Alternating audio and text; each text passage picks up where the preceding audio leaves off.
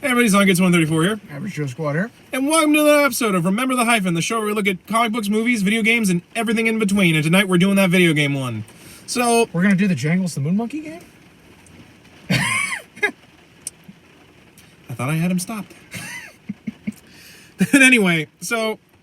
As you probably known a couple of days ago, a certain video game company tweeted yet another anonymous tease. Of course, we're talking about WB Montreal and the teases they're making for what is potentially a new Batman Arkham game. Fucking blue balling me again. So, I decided now would be a good time as ever to talk about the Arkham series. Especially because, and also give our thoughts on what we potentially think the next Arkham game will be. So... Joker's gonna be the villain. Yes, thank you. Par for the course. I think that they got enough people's responses that they won't, but we'll get there. So, I probably have known of these games since the first one, and because the YouTube was a thing when these were made. But like, I have loved the Batman Arkham games since probably since pretty much forever. My favorite is City, obviously, but I just really like them. Like, they do a lot right. Like, it's like Batman the animated series, but at the same time, it's also taking from like the comics, the movies. It's just this great amalgamation of everything you like about Batman and plays like you would imagine playing Batman to be. Your thoughts on the Arkham series? Basically, I played everything out of order, basically. You played Origins first. No. Because technically that's Origins was the last one I played. Because that's if you want to play it canonically, you play that one first. Fuck doing stuff. My brother-in-law actually owned Arkham City, and he and my sister loaned it to me because they couldn't get past the part where you find Mr. Freeze. Okay. And they mentioned it's a fun game. We just couldn't get past it. I'm like, oh, do you mind if I borrow it? Because I've always been a big Batman guy. I was actually a Batman guy before I discovered Spider-Man. So I took it home and started playing it, and I got obsessed with it. Like, when I started playing it, I was like, holy hell, this is awesome, Yeah. Because, as a kid, I'd always wanted a Batman game. Like, I had the Spider-Man PC game. Like, I never had, a Batman game. And the thing that was weird was I always remember seeing the trailer for Rise of Sun Tzu on the Mystery of the Batwoman tape. Yeah. And I really wanted that game. But at that point, I didn't have a PS2. Which was the only way I think having a console was the only way you could get it. There was never a PC. Because I think it was only for PS2 and maybe Xbox. Yeah, so I never could play it. But again, I loved Batman. I loved Batman. I loved Batman Beyond, and I really wanted a Batman game. This game was everything I wanted as a kid in a Batman game. It had the same voice actors for the most part. As the trailers basically, as everybody has always said about these games, I felt like I was fucking bad. Yeah, but it's one of the things I think the Spider-Man PS4 game kept in mind, where makes you feel like you're Spider-Man. Because for fun reference, this was not really originally going to be an exploration platformer. Originally, the game was going to be a DDR game. That's actually why the combat is very reactive, or you're doing the combos and the flow, and because it was all about keeping the flow. That was because this was originally going to be a Batman DDR game. Can't remember DDR. And not only that, originally it was also going to be a Batman Gotham by Gaslight game, which I wish they would actually make, because I would play the shit out of the Gotham by Gaslight game. Eventually they were the alpha got released. Yeah, because I think originally they were well, we could still keep this. We could make it like a Scarecrow hallucination, but it just got dropped completely. And I think the only you get the costume if you were. I think you pre-ordered something for Arkham Origins. Yeah, you got Gotham by Gaslight. There's a couple of different costume variations for Origins, because I think in the PS3 one you could get Nightfall, but you couldn't get that in the Xbox. The Origins had the weirdest stuff with the exclusives, honestly, which I'm glad the other ones don't really have. All the costumes are pretty consistent amongst Arkham Knight, Arkham City. But we'll get there. So... we're going to talk about the phone game? That nobody in this car has ever played? Because I don't even think you can play it anymore. Oh, so you want me to bring up Batman Blackgate for DS? Fuck out of here. Yeah, I have a thought DS. I could play that now. That's what it honestly, it doesn't look that bad. I seen a Let's Play of that. Also, that's one of the things I got obsessed with Let's Plays of this game too, because I loved the game and I loved particularly Batman Arkham videos, because like that dude is amazing in those games. I've seen that dude pull off combos. I'm just like, Yeah, no, how? And not only that, like he's played it and like he's done different combos every single time. He's even did a Let's Play of the terrible Wii U port of Arkham City Armored Edition. Wii ports in general, man, usually. Well, that a problem was because like, and this is why Nintendo, the Switch is so much better than like both, admittedly. The hardware for it was so weird; it was hard to program for it. Oh, so it's kind of like the Jaguar. Almost. Yeah, that's actually what really was the Wii U's downfall, was that it was just, it just had too weird of specs for programmers to program. Yeah, for which that kind of stuff happens with video games all the time. To Honestly. be fair, though, there was some kind of neat ideas they did for the Armored Edition, not like the shitty armor that Batman and Catwoman wear, but like the gauntlet, his gauntlet thing that actually is relegated to the pad. So you can use it for like doing like solving like the passwords and like you could do like hacking stuff on there. The scanner stuff, basically. Yeah, it was I actually thought that was kind of cool that they did that and were able to do that. Yeah. But I think a major part of this too, kind of going back to what you were talking about, like how this started as a Gotham by Gaslight game. Yeah. Was that up to this point there really hadn't been a Batman game that made you feel like Batman. Yeah, and I've seen that cited a lot. Like we had a huge lot of Batman games. Yeah, and some of them were really good. The movies, yeah. Based on the TV show. There was a lot of Batman games, and some of them were pretty good. Some of them were good. A lot of them were bad. He certainly has more good games than Superman. If I'm being honest. True. But I think that was a big part of the Arkham game's success, was that it made you feel like Batman. And like I know that's like almost a cliche now. It's like but like make you feel like Batman. But like back in the day, that was not something like, you would. Arkham City was actually the game that got me back into comics, honestly, because like I played that and I was like, holy hell! Like it reminded me of everything I loved about Batman. Because up to that point, like Batman for me had been Nolan. Yeah. And I didn't really like Nolan, so I was kind of like, okay, like I don't really. This isn't really Batman as I remember. And then I played that game and I'm like, this is Batman. Yeah. For me, it was actually something, because I'm not really a stealth guy. Like I've always hated stealth games. The biggest thing you can give me in any game, stealth is optional. I'm like, cool, I'm just gonna gun my way through everybody. But like one of the things that I loved about these games, because the combat has two forms: the free flow combat where basically you're just beating the shit out of like thugs, and the predator sections. Because one of the things I've always hated about stealth sections is that it makes you too vulnerable. Like, literally one hit and you're dead. And granted, Batman is technically pretty fragile in these, but you never feel like you're in danger. It's more of a case of you're locked in here with me. Yeah. Like, it really makes you feel like those scenes in the Nolan films where, like, Batman's picking guys off, like, behind, like... The hell are you? I'm Batman.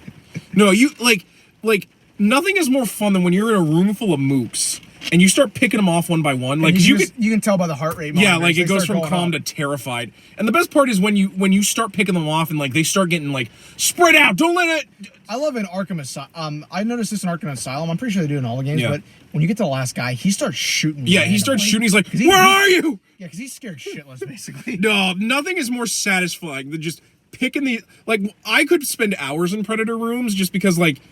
It's so fun to just do different things. Well, and just the Predator rooms, that adds a lot of replay ability. Oh yeah, like game. One of my favorite things is when you can grapple on gargoyles or like grappable places in the wall. Like use ventilation shafts. Is to go upside down and to jump and then pull them up and then tie them to like the grapple, like the perch. Because nothing is more fun than watching them like struggle and flail, or when there's a guy underneath him and then you batarang the thing to knock them. Basically use the guy to knock the other guy out. Yeah. Nothing is more satisfying than when you can do that. Which, fun fact, I've never actually done that in any of these games. Yeah. I didn't even know that was a thing until somebody mentioned it to me, and I was like, you can do that? Basically, the easiest way is after they all get around him, is to let the guy go unconscious and let them walk around. So that way when they get underneath the dude, because they don't think about it, batarang. And then it knocks that guy down and their weight knocks it out. I've personally never done that. I'm always... I always like get him strung up, and then I start picking him off using stealth takedowns. Like, even when the game, like, tries to make it harder, but, like, all right, so the villain has, like, so, like, they have, like, heart monitors or something that allows them to know when someone's unconscious, and that, like, you have to be, like, be careful. Like, you still, like, it's basically, you have to be Batman. You have to be smarter. Like, I always love that the Predator rooms make you feel like Batman, where you have to be smart about how you take the room apart. Yeah. Like, actually, one of my more favorites, even though it is considered kind of like a harder mission, is in Asylum, where Harley is at the top, and she's like, if you see Batman, let me know so I can kill Gordon. And you have to get all the way to the top and take Harley out first. I remember that mission. And you have to reach Harley so that you can knock her out. Yeah, that's without her knowing. That's right before the Bane fight. Yeah, it's right before the Bane. Because you have to rescue Gordon. I actually just got done with playing that the other day because I've been replaying Arkham Asylum because I have their PS4 remasters. I know a lot of people tell me their remasters aren't very good, but I thought they looked. They're literally they're just ported to be on PS4. For me, as someone who's a trophy hog, honestly, it gives me an opportunity to just re-earn the same trophies again and bolster my PSN rating up. Yeah, the other thing I like is just how many gadgets Batman has in these games. Yeah. Like you have like not only the Batarang, but you have like electrified Batarangs. You have remote control Batarangs. You can't see it, but our truck for work just showed up, and we don't have to unload it because we're off clock. Yeah. All right, there, Joker. This stuff is killing me. Like, you have, like, the remote control Batarangs, which I will admit the game's kind of got a little carried away with, but I loved the remote control Batarangs, the sonic Batarangs you can use to, like, knock people out with the sound. The electric gun that allows you to, like, power stuff up. Yeah. There's just all sorts of... Cryogenic grenades. The grapnel gun. Nothing is more fun than just using the grapnel gun to, like, launch yourself into the air, especially when you get the grapnel accelerator. Kind of going off too, like the whole, you feel like Batman playing this. I think a major part of these games too that made him such a good success and gave him such replay value is the story. The story feels like a Batman story. It's so interesting how much they did a pretty cohesive storyline throughout all 4 games. Yeah, I mean, there was some stuff, obviously, in Arkham Asylum, like the interview tapes, where some of it was retconned. Oh, yeah, that was really good, too. The interview tapes are great. No, because, like, especially, like, because, like, they give you so much history and information of these characters. Is it the Zaz one, where, like, he knows where the interviewer lives? Yeah. Like, it ends kind of like, did she die? Yeah, exactly. Because there's actually comic times to this. It actually ends up Batman, like, knocked Zaz out, and then he answered the door, and he's like, it's okay, I got him. You're okay. And I think kind of keeping along with, like, the stories are great. I think a big part of these games is that very, very similar to the Spider-Man PS4 game. You could tell it was the people that were making it and the people that were writing it, they respected the lore.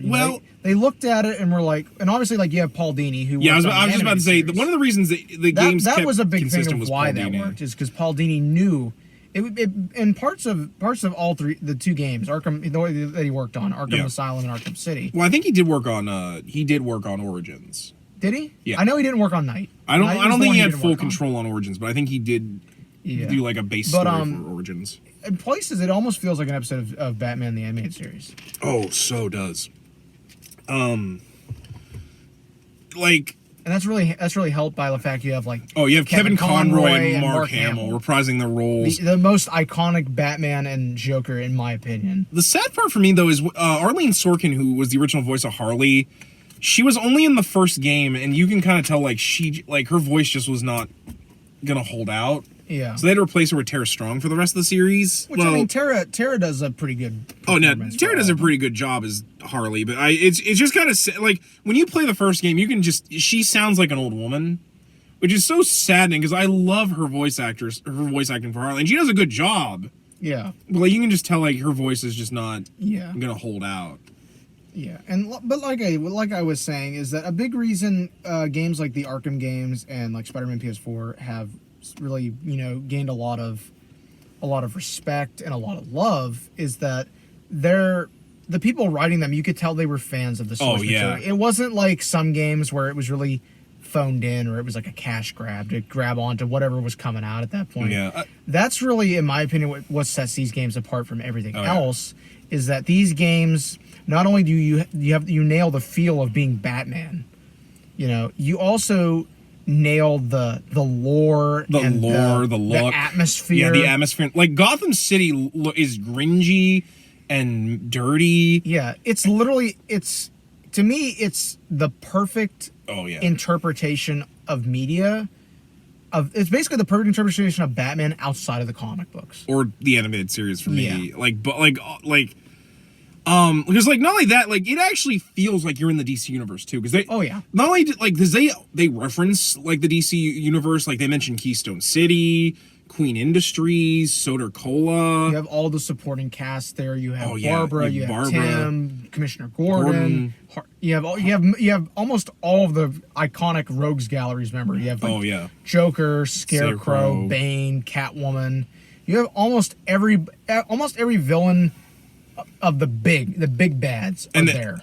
Oh yeah, and it's so it like. And I even like how they not only did they have all the big guys, they also had references, and they threw some stuff to people like you and me that know the deep lore. Like Arkham Origins, I actually give them a little bit of credit for doing like characters like Lady Shiva, Deadshot. Arkham Asylum mentions Great White Shark, which. How many people besides like really deep fans know who the hell Great White Shark is? Copperhead, although they did change Copperhead to be a woman, but I actually like the design for Copperhead, and I liked the stuff with Copperhead. They bring Black Mask in at the time because he was really popular at the time. Although I argue I don't understand his popularity that much. It's because Erwin McGregor's playing him. That's why. Thank you. Oh, just wait come February when we that's review coming that. That's a couple weeks, my friend. Only a couple weeks. February 7th. I'm not looking forward to it. That's gonna be the first. Remember the Hyphen movie review on this? I think on this channel. Well, no, not the first. We did Addams Family last year. Oh yeah, we did Addams Family last year. But in terms of superhero movies, this is gonna be the first one. Unless you count season 0, which is on my channel. I wish we had a better movie to start with. I know. Why couldn't New Mutants come out first? I know it's gonna be so bad. It's gonna be such a negative review, and then once we get into like stuff like Black Widow and New Mutants, it's probably gonna be more upbeat. But So anyway, getting back to Arkham. Getting back to the topic. But yeah, no, like they do and not only that, like they actually make some of the villains really scary. Scarecrow is fucking terrifying. Oh, that's one of the reasons why I still love Asylum is the Scarecrow hallucination segments. Those are, and I don't know if you know this or not. Those were last minute additions. Yeah, no, because like they were like those weren't actually in the game the whole production. Those were like last minutes, and I'm trying to think who mentioned it. It might have been Degenerate J mentioned this, who does a lot of Arkham top 10s. Although some of his top 10s are kind of sketchy for me. And I like his content. He does good content. I don't agree with a lot of his opinions. Yeah, some of them are really bad. He mentioned it like it's kind of like what he and his buddy were saying is that those are like some of the most iconic parts of that game. Oh yeah, and to think that they were a last minute addition. Yeah, because from the first one, because each one is representative of Batman's fears. The first one has you go down to the morgue of and there's his parents. And his parents are in body bags, and they're zombies. Like his mother screams like, "Bruce, don't let us die," and Thomas is like, "You should have taken him head on, son, like a man." And I'm like Batman, you were 8. And then and not like that, like there's like this voice going, get out, you have to get out. Yeah, it's really creepy. And then like when Scarecrow comes back in Arkham Knight, after he gets he gets mauled by Killer Croc, and he literally sews his flesh back together with straw and like he looks so terrifying. He looks terrifying in both games in my opinion. I remember seeing that and just being like, holy hell, he looks scary as hell. Fun fact, Arkham Asylum, 1 year in college for a Halloween party we were doing, I actually got I put on a suit and I just put on, because I didn't have I wanted to do kind of a reference to the Dark Knight Scarecrow. But the reason I was inspired by it because these games was I bought like this Scarecrow and I just put the mask and the gloves on over like a suit. I really wish I had a badge that said Arkham Asylum, Dr. Jonathan Crane. Yeah. And then scribble out Scarecrow. But cool. I love Scarecrow. I think actually my love of Scarecrow got even more because of these games. Yeah, the fact that he had like the Freddy Krueger hypodermic needles. Oh, yeah. He was so cool. Yeah, it's like I said, Scarecrow was really a villain that I only had exposure to through animated series. Yeah. And then when I played this, I was like, holy hell, this is Scarecrow unhinged, basically, especially in Arkham Knight. Oh yeah, no, where he's like, no, I want to make Batman pay, so I'm going to expose him on camera to the world, and show him a sobbing, crying mess. And then cut to Batman after going through, like, the hallucinations he does at night. I'm not scared, Crane. And I'm like, oh my God, Batman's gonna murder Crane. Yeah. That was... I think one of my favorite parts about Arkham City was that it felt like Arkham Asylum, but they expanded it. You know, and I actually remember reading somewhere that Arkham Asylum, you were originally supposed to be able to go there. Yeah. But they ended up cutting it because they're like they couldn't keep it. I think it was stability. It wasn't even stability. It was that with the new gliding mechanics. Yeah. It would have been pointless. Like you could have gone everywhere. Yeah. Within like a couple minutes. But Arkham City to me really just expanded on everything that Arkham Asylum did, and it made it better. Like I love. Oh yeah. I know these are a bit of a up in the air kind of either or thing with the fan base, but I love the Catwoman segments in that game. I thought they were pretty good. My problem with those Catwoman segments is you don't get a lot of Selena like as a character in those. It's just her doing and even a heist. then, if you got them at release, you had to get the GameStop pre-order, which was annoying. And if you're gonna play any version of Arkham City, just get the Game of the Year edition because it has all that stuff ready to go at the get go. City was really neat, especially because like it actually I think kind of gave me because like I knew who Hugo Strange was, but I didn't like and then you didn't really think of him as a big threat. And then like he takes over as the warden of Arkham City. And basically like the whole plan is that he's going to round up all the criminals and put them into the city to basically like a concentration camp really, and basically have them there.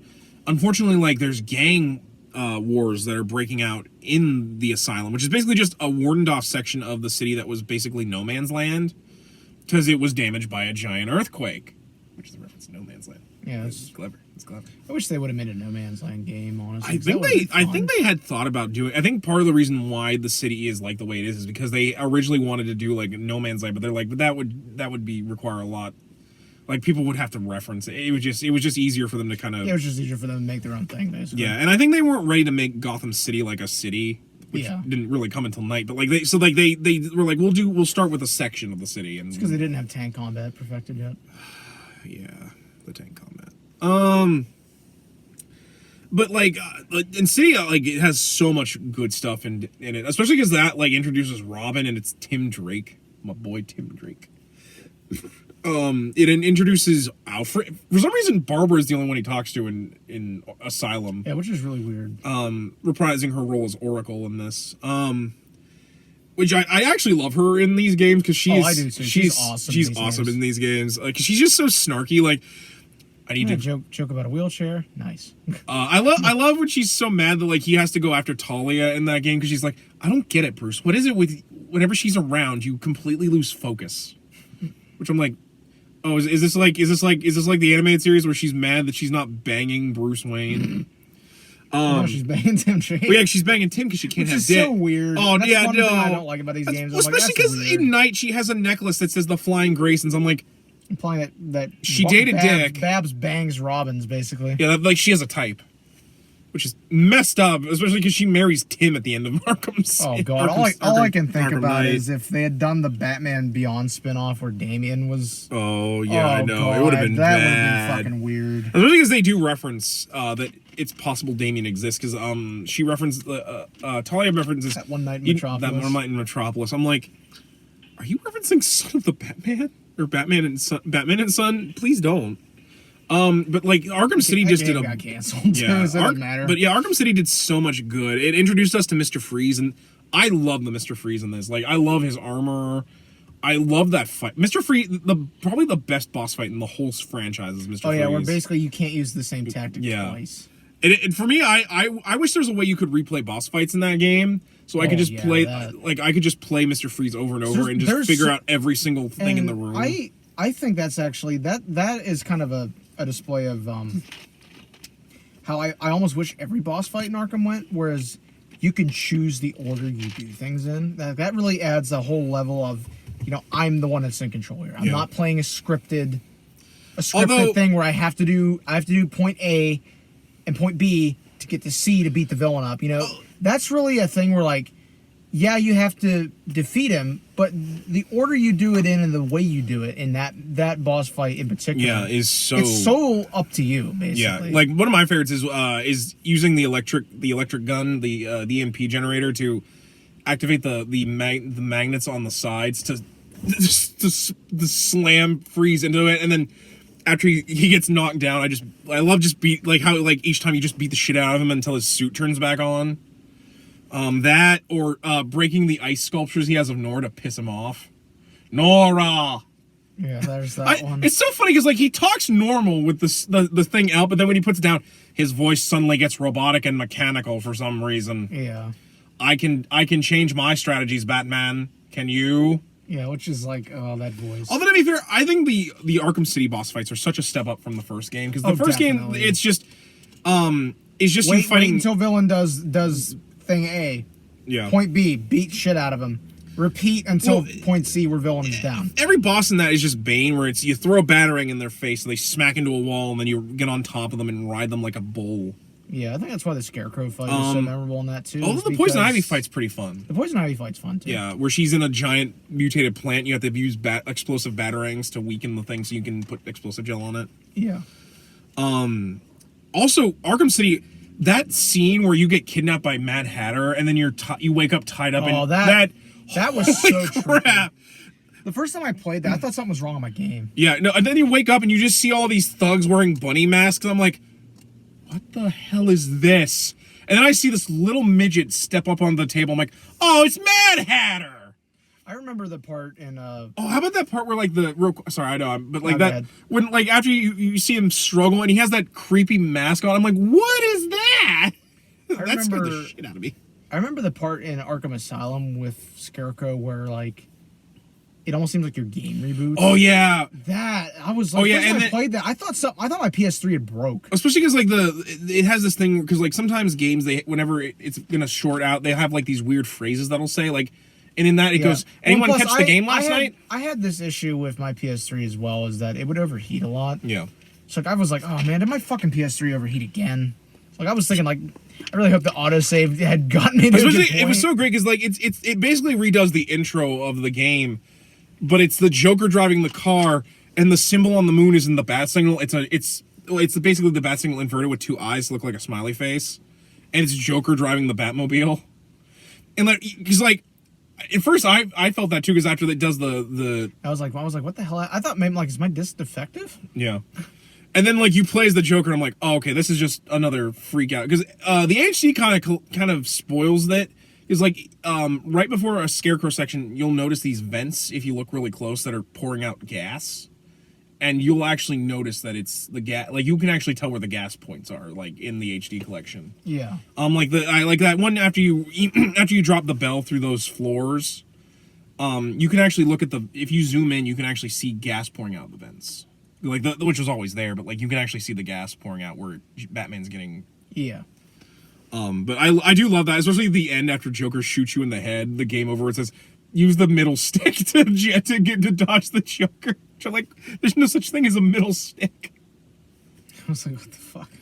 Oh, that also was a creepy one, especially because like it shows all these Batmans like that are crazy, like doing weird things. Like one of them's eating a rat. Yeah, that one was. I played that. I was like, Jesus Christ. Later on, you can find that rat in one of the vents chewed up. I'm like, did Batman eat a rat? I was like, what the fuck? Like, No. And that's what I like is that this feels like the animated series. Yeah.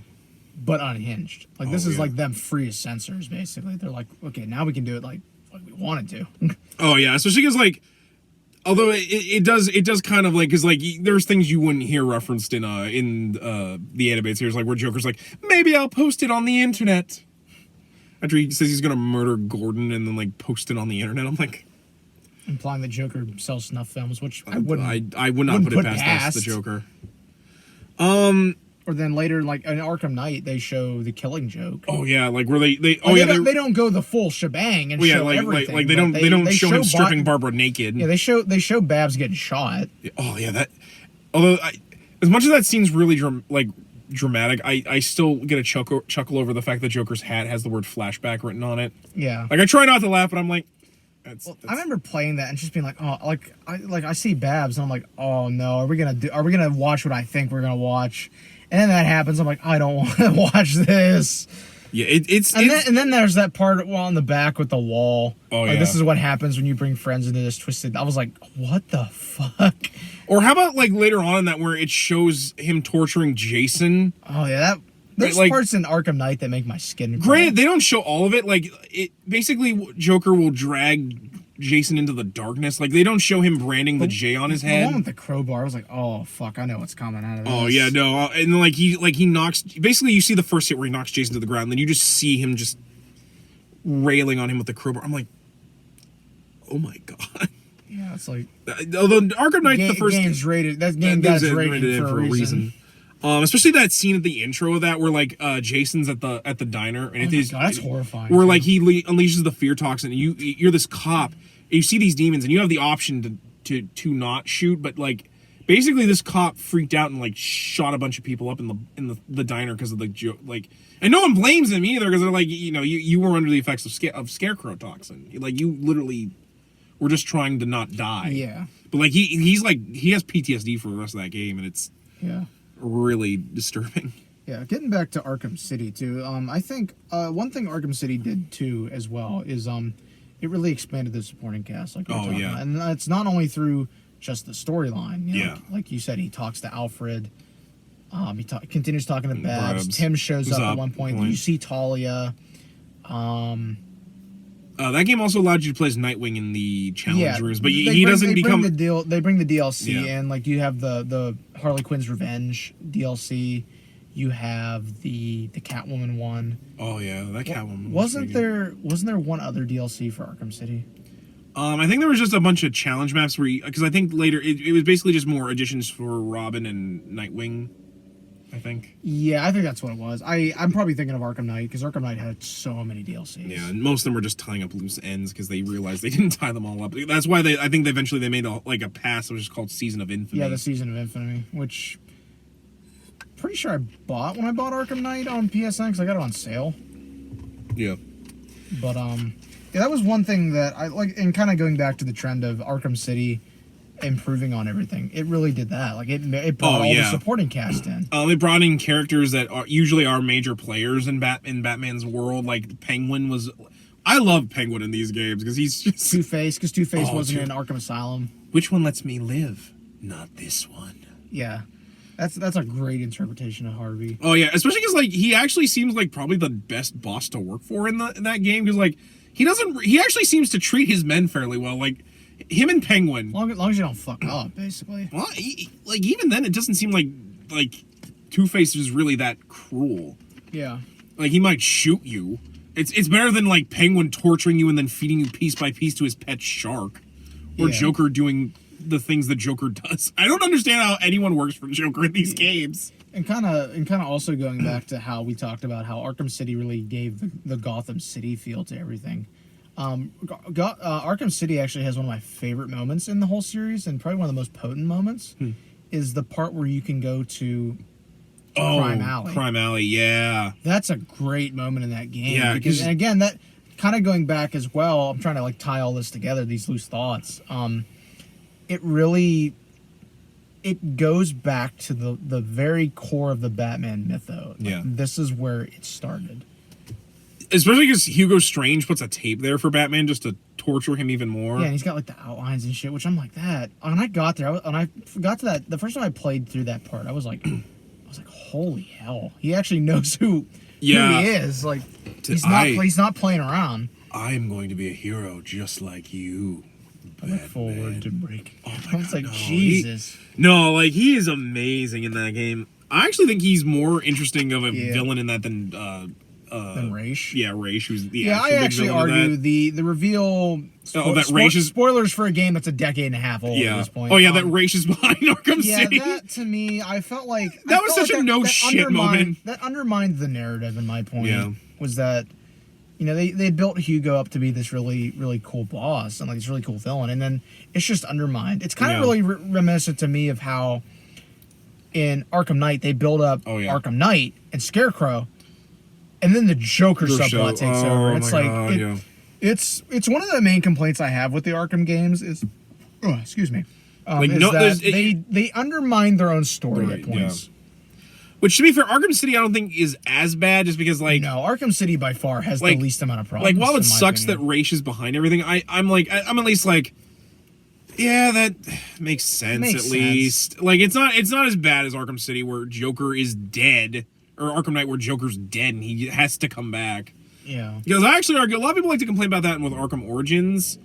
It doesn't bother me as much because it's the fact that it's called Arkham Origins. It's the origins of Batman's and beginning. You, So like you and I both have gone back and forth on that a couple times. I do think Origins is not a perfect game, but I think a lot of people give it way too much flack. Just for the Joker Black Mask reveal. But real quick before we move on to Origins, because I think we've talked a lot about City and Asylum. Yeah, we've really nailed City, I think, at this point. Although to be fair, Origins also Asylum did one more thing for me, or City did one more thing for me that was so cool. So basically Was it the Batman Beyond suit? No, I'm getting there. So like basically the whole time you've been wondering like is Joker really dying? Because in the first game, for those of you who've never played it, I guess, even though I know most of you probably have, the Joker got a hold of this serum called Titan, which is a souped up version of Bane's. Bane's venom, but it's actually based on like something from Origins, this drug called TN1, which actually is why Bane is so muscular and like like he looks crazier than he does in the regular comics. Basically, it makes people into Banes basically, but they don't need the giant tank. Basically, they just are always Bane. And Joker gets that. But because the Joker has so many toxins and shit in his blood, it's causing a negative reaction to the Titan, which is causing his body to basically like dissolve more or less. And so he has Mr. Freeze make a cure, which Mr. Freeze can't make the cure because it's based on a chemical that doesn't exist, except that it does because Batman's like, I know this chemical, it's in Raish's blood. I have to go get some of Raish's blood so we can make the chemical. Yeah. And so basically those sequences too were pretty trippy in that game. Oh, like that scene where like after Batman's almost completely dead, he sees his parents in like a bright light that's telling him you don't have to fight anymore. You can just come with us, until Barb finally snaps him out of it. Yeah. Oh, that scene was so rough because I'm like, oh no, is this how this game ends? I haven't gotten every single Riddler trophy yet.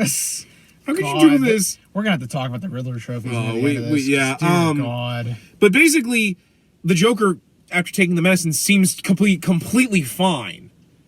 Which it turns out, basically this whole game, Joker has been having a second Joker doing stuff for him. Which you can actually, if you go back and look at Joker with detective vision. Yeah, you'll notice he doesn't have a skeleton. Bones.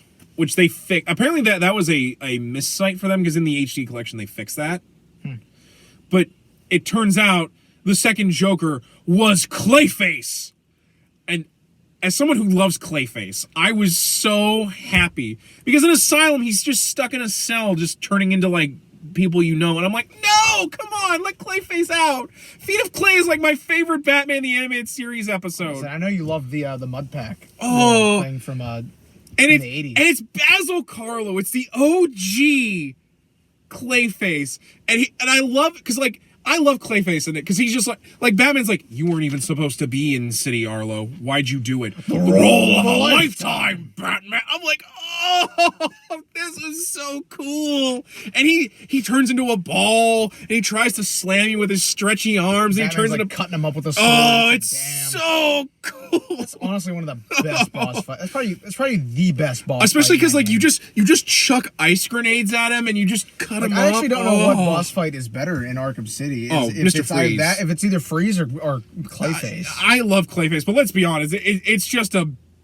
Freeze probably edges it out, but the Clayface one is a really close. I actually like all the boss fights, like the fight with Solomon Grundy. Oh, I love that, especially because I'm like, so we're gonna get Solomon Grundy. What's he gonna look like? He's just this giant monster that's powered by lightning, and you have to like break the machine to power him down so you can like destroy his heart. Yeah.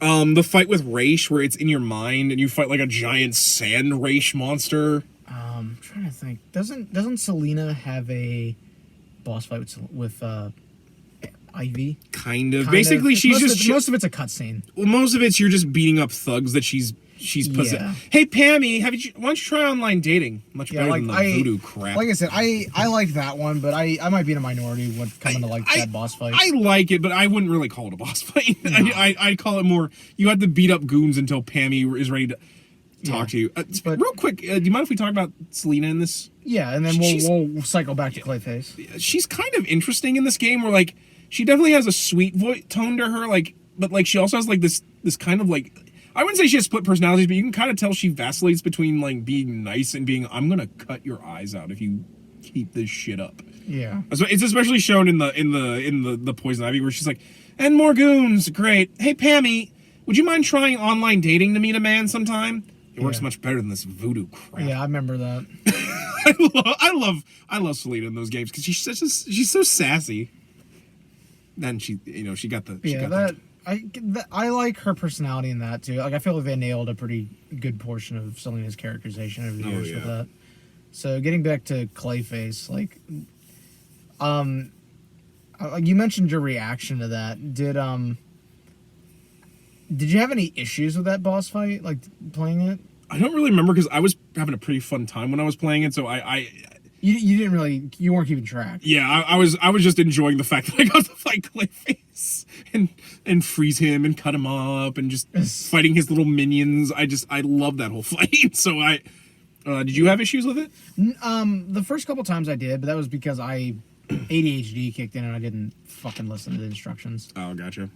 But to quickly kind of wrap up Arkham City before we move on to Origins. It's probably the thing that everyone remembers, I'm assuming. Yeah, is the end of the game, which is Joker dying. Basically, that was such a bold move. I actually didn't think they'd go through with it. I was like, "There's no way." I remember when this game came out, a buddy of mine that I rode the bus with actually had played it. Like none of us had it yet. Yeah. And he beat the game, I think, in like a week. Like he got obsessed with it, basically. I can't blame him. It's a good game. Yeah. And I remember him telling us the whole story on the bus, but like by the time I played the game, I hardly remembered what the hell he had said. I just remember them mentioning Joker dying. So like the reveal wasn't very like shock moment for me, but it was still kind of like damn, they actually did it. They actually killed him. Like shit. Yeah, no, it was. Like, especially because it really works because like it's not like Batman has to finally like kill him. It's because of Joker's own foolishness that he. Yeah. You right? Yeah, I'm alright. Like you were looking at like. I'm rolling my shoulders. Oh, gotcha. Okay. Because like Batman has struggled through the whole game to get this antidote. He had to ingest liquid from the Lazarus pit to keep himself alive, and so he finally takes the cure, and but he saves some. Because obviously he's going to try and save the Joker. He's not just going to let him die. Yeah, that's not Batman. Yeah, Batman values life, and to let Joker die would prove everything the Joker believes wrong with humanity. Yeah. Because I don't believe the stupid, if I kill one person, like, for me it's, he can't kill the Joker because if he does... That's what the Joker wants. That's what the Joker wants. He wants to prove that Batman is no better than him. That we're all just one day away from becoming a sadistic monster like he is. And that's like Batman's like, no, like I've heard this joke before and I didn't find it funny the first time. Like I do this because I want to help people and I want to better Gotham. Yeah, but the problem is the Joker, jumps on and stabs him, and as a result, Bruce drops the vial. Although that's that part where he's like, every time I capture you, you get out and you kill more and more people. Like it almost seems like Batman considers doing it. Just do it again. And so Joker. Yeah, stabs him in the shoulder, and the cure breaks, and then he just starts Joker tries to lap it up off the ground, which I'm like, I mean, it's not like this was very porous. You could probably still get a lot of that cure. Yeah. But whatever. Are you happy now? You know what's funny? Even after everything you've done, I would have saved you. That's actually kind of funny. And then, of course, he dies with a smile on his face. And we get the scene where he carries him out La Pieta style. Which actually is a reference to a painting that's in Arkham City. Well, which is itself reference to La Pieta, the scene of... well, it's actually, I think, a reference to the painting of Cain and Abel. Yeah, it's a biblical reference. But I do feel it also kind of references La Pieta a lot, where, the scene of Mary holding Jesus' dead body after his crucifixion. But, like... And and it just ends. And like, I'm granted, like the DLC Harley's Revenge goes into it that pretty much everyone thinks Batman just murdered the Joker. Yeah, because Harley's Revenge takes up like I think like a week. Yeah, it takes Like, place like a week after. afterwards? Yeah, so like Arkham's. So they're still wrapping everything up. Yeah, Arkham City is still pretty chaotic. And she somehow managed to stay hidden in the Sionis Ironworks, and I'm like, how? How has no one come looking here yet? Although, granted, well, no, actually, I think it is because like it opens with Batman going in there because like yeah, Bruce goes in there and then he gets captured. Yeah, so it's obviously he thought to look there. Yeah, well, no, because like Gordon and his men are out there too. He's got cops like surrounding the building. Yeah, and then he lets Batman go in first because he's like, when you're done with this, there's something we need to do. That thing we were talking about, which in the comics apparently is they go and cremate the Joker. Which they actually show in the beginning of Arkham Knight. Because, like, basically, you know, like, they're like, we cannot have a grave for the Joker, because if we do, it will inspire, like, much like why there's no grave for Hitler, that, like, it would be a birthplace for more people like him. Yeah. But, like, I honestly could not believe that, like, the Joker was actually dead when I, because I'm like, no. You're waiting for the punchline, basically. Like, okay, come on, he's still alive. Yeah, no, like much like the thugs in Harley's Revenge, like, there's no way the Joker's dead. This is all a big scheme of his. And like, I'm like, oh, like, he's dead. Yeah, I was honestly really impressed with because like I was like, oh, we're gonna explore. It really makes me wonder too, like how the Gotham City underworld reacted to Joker's death in Batman Beyond: Return of the Joker. Like, because that same kind of mentality had to have been floating around. Oh, yeah. Like, especially Harley. Because Harley managed to survive. Yeah. Although so it's like that makes you wonder. It's like, well, it's like, what the hell happened immediately afterwards? Because I'm obviously, I know there's comics that explain. Like, it would be like, there'd be like why everybody in the Bat family hates each other at the beginning of Beyond. But those are like hit or miss, honestly. Yeah. Because like, say what you will about the Joker, he is like the most like dominant force in the underworld of Gotham, aside from like the crime families. So like, you know, like you would definitely see villains vying, because like he had an army in it would almost be like what happens in Spider-Man PS4 with the Kingpin when the Kingpin gets arrested. There had to be a power vacuum. Like there had to be gang wars and stuff. But yeah, like, unfortunately, we don't really get that because Arkham City or Arkham Knight takes place like a year after Arkham City. I think it's a year. Yeah, I think it's a year. Because if I remember correctly, the Arkham Knight, the Arkham timeline is very convoluted. Yeah, because Arkham Origins takes place like 8 years before Asylum. Arkham City is, I want to say, like a year after. Because I want to say there's Asylum and then a year between it and City. Or no, only 6 months, I think. Because I think the Joker only had about 6 months to live after the Titan stuff. Because I'm trying to remember the comic stuff I know from the tie-ins. Yeah, and like I said, the comics themselves are really drastically inconsistent with stuff, as I've noticed. I do like the Arkham Knight one, the Arkham Knight Origin that explains Jason's backstory. I think I actually have that. I think I loaned it to you. I have a couple of loose floppy issues. But like Arkham Knight Origins actually, I think, did a pretty good job. It was actually funny. One of my favorite things in that is they have to get a new Batmobile because his Batmobile got trashed at some point. Like it got trashed at Arkham Asylum. Yeah, I think it. Remember, it's still trash because not only did it get trashed there, he wrecked it into Bane and it got it's in Gotham Harbor. I couldn't remember if they talked about the Batmobile in City, but you're right. That's why it's not in Arkham City. It's because it's still trashed. Well, it turns out they go to the guy that basically they Fox Lucius outsourced, and so they have to get the thing back in. So Fox is pretending to be embezzling money out of Wayne Corps.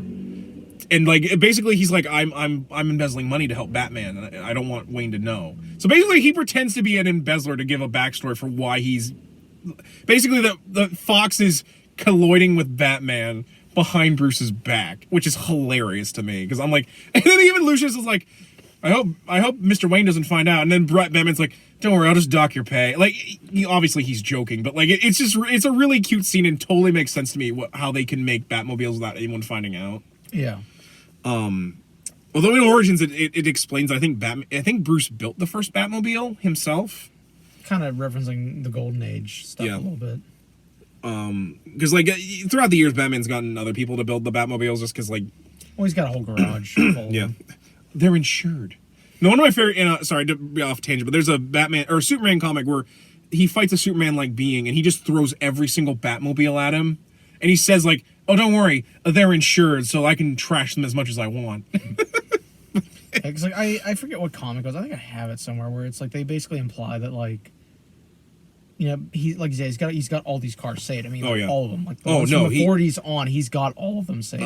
That's been like a thing since like I think the modern era. Basically, it's one of my favorite things like post Crisis that they continue to do is that he has all these still. He doesn't get rid of anything. Well, then it's implied he really loves the Batmobile. Like, he loves driving that thing. I'm tired of getting shit for calling my goddamn car the goddamn Batmobile. Well, especially because, like, a lot of times whenever he has someone with him in the Batmobile, they're like, where did you get your license? Because you drive like a maniac. Yeah. Which mentioned that Arkham Knight. Yeah, which was hilarious to me because, like, basically... yeah, the seats in the Batmobile in there are literally just roller coaster seats. Yeah. Well, I mean, to be fair, like, roller coaster seats are actually pretty good at protecting you from momentum. But, like... And that's really the back seat. The seats in the front are actual, like, car seats. Well, probably more like race car seats, basically. But, yeah. Where are we? Oh, yeah, we might as well talk about Origins now. Cause, I think we've really wrapped up Arkham City. Actually, you can probably take the lead on this because, as I said, Origins is actually the only Arkham game I have not beaten, basically. And that's just because it was the last one I bought. For me, I actually didn't play it at first because I had heard a lot of reports about basically this being a buggy, unfinished mess. Oh, like Bethesda made it.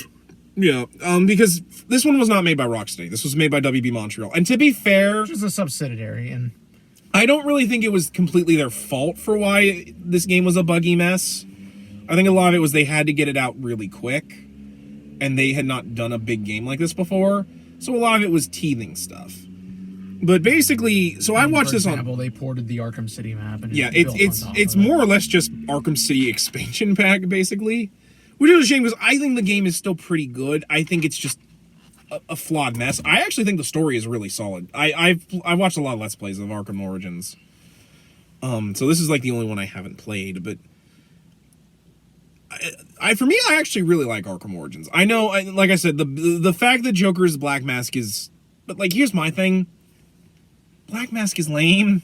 If it actually had been Black Mask, he would... Like, there would be no big boss fight with Black Mask. There's nothing you could do to make Black Mask cool.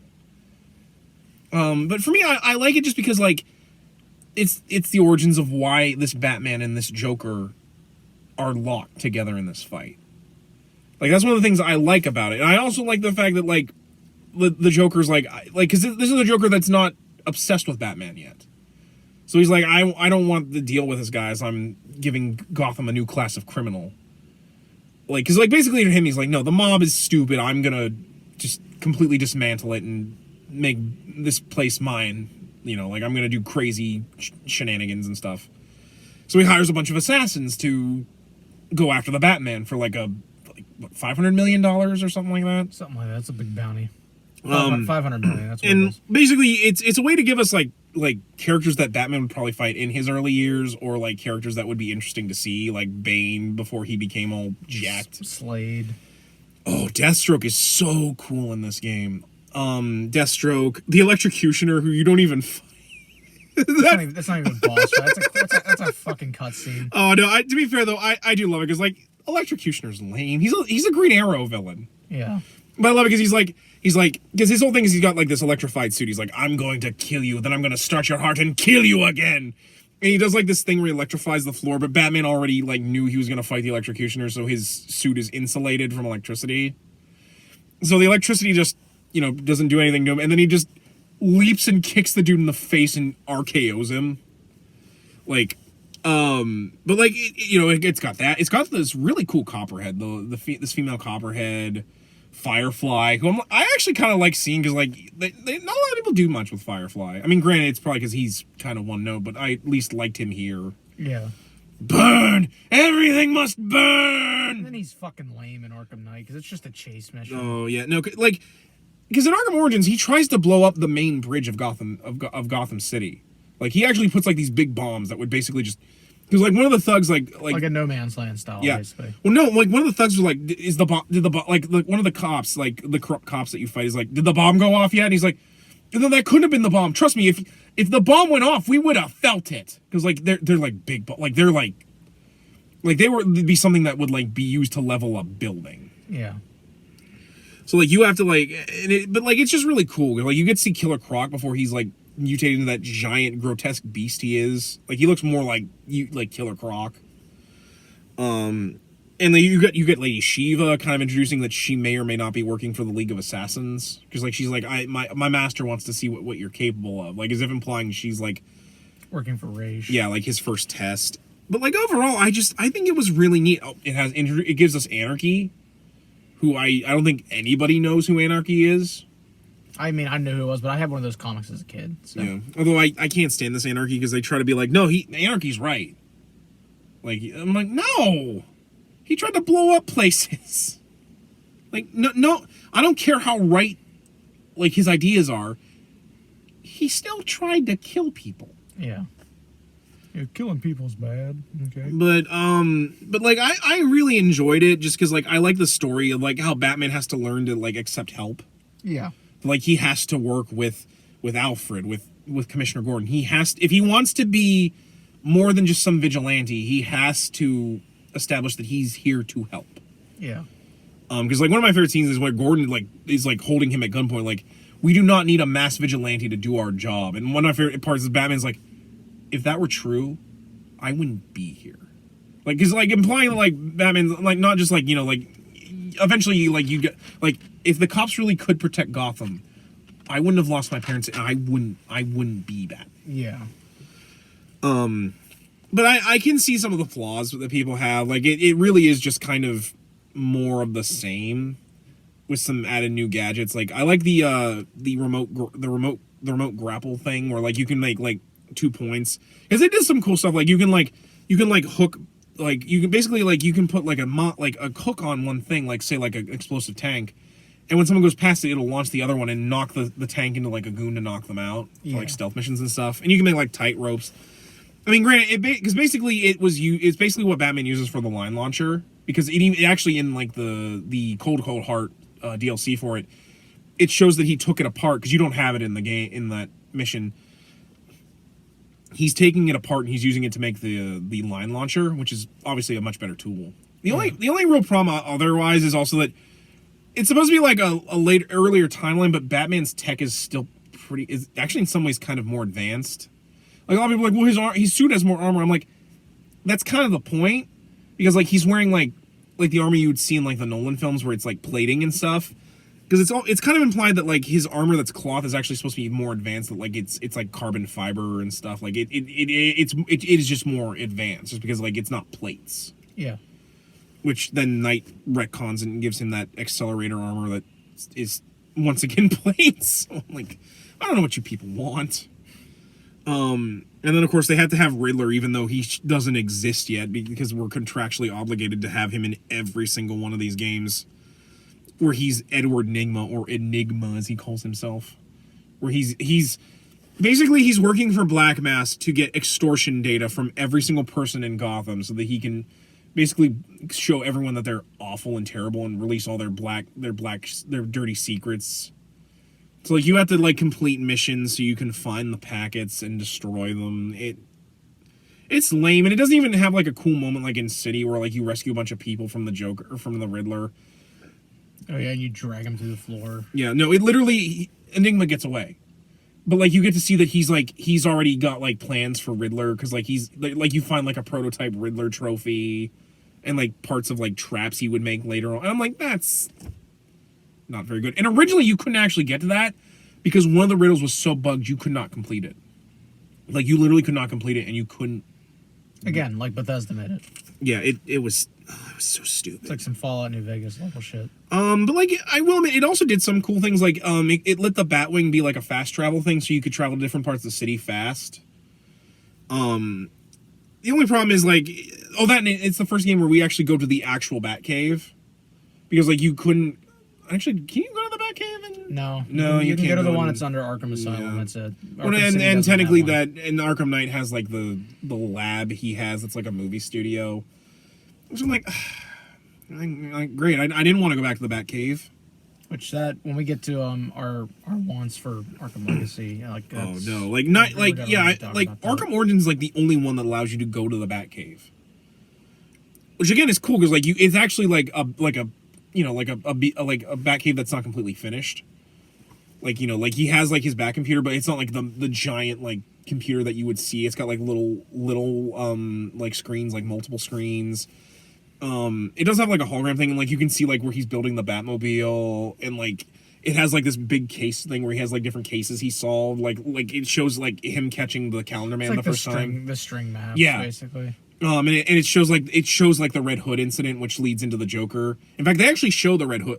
They show the Red Hood stuff from Killing Joke in this game. Yeah. Basically, after Joker gets captured halfway through, he runs into Harleen Quinzel. Yeah, and he basically explains his whole background and stuff. Oh, and it has that scene where like he sees the demon that he sees Batman as, which originally was going to be a skin you can do in that game, but then they didn't make it. The worst nightmare skin where you're just this giant demon. I was like, oh, could you imagine playing that game where you're just this giant demon in cutscenes? Basically just playing as Man-Bat.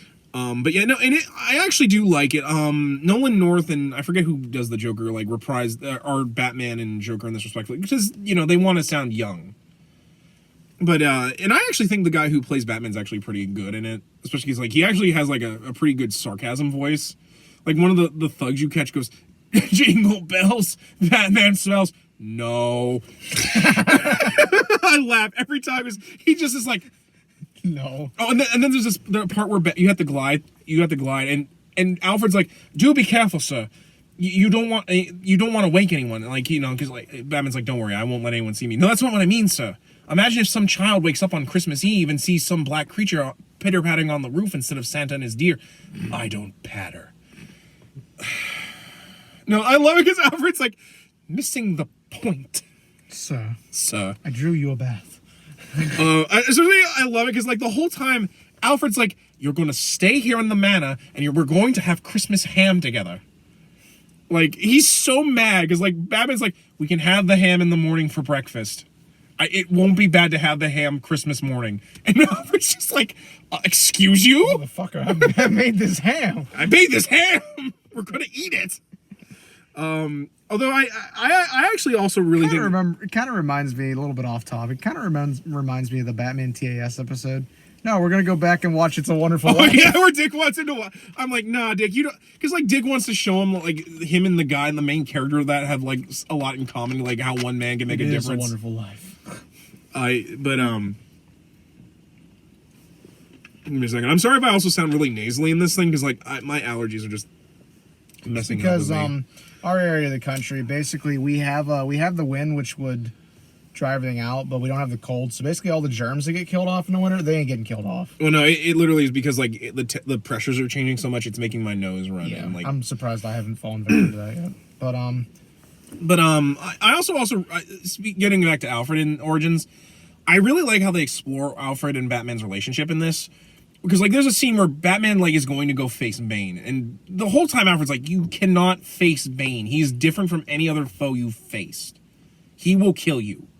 Like, he even tries to be like, you're not some vigilante. You're just a rich kid with issues. And Batman basically, like, he does apologize because he basically calls Alfred out on basically calling out his mission. But, like, basically he's like, Alfred, I'm not that little boy that you took to, like, his first prom. When because of me being out there, criminals think about plotting their crimes in the daylight. Like, I will not stop. The only people that are getting stopped tonight are the criminals. And then later on, like, Alfred's like, I'm sorry I said that. I worry. And even Batman's like, it's okay, Alfred. I know. I didn't mean to snap at message you either. I needed to show you that. But of course, Bane actually finds out who Batman is because he hears Bruce talking on a news thing, and he basically, Batman says the same thing he says in the news thing, like, you just ran out of time. And so Bane has been tracking, because, like, they don't go into it, but basically Bane has the same reasons for wanting to beat Batman as he does in Nightfall. Because like after he tries to break Batman's back, which Batman's armor is just too tough for, he doesn't get his back broken, but he's like, with your death I can find peace, referencing the fact that like the reason he goes to what time are we at? I'm sorry to interrupt. no problem. We're at hour 4. Okay. I figure this is gonna be a longer one anyway, so it's not a big deal. But we're discussing 4 games here. But basically, Bane, like they don't. That's one of my like they don't actually explore Bane's backstory. They just be like, well, if you know Bane, you know this. Child of Ra's al Ghul made the climb.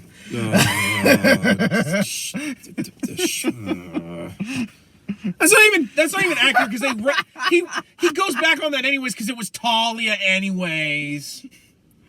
One of these days we will do a Nolan. You had to get me started. I didn't want to talk about.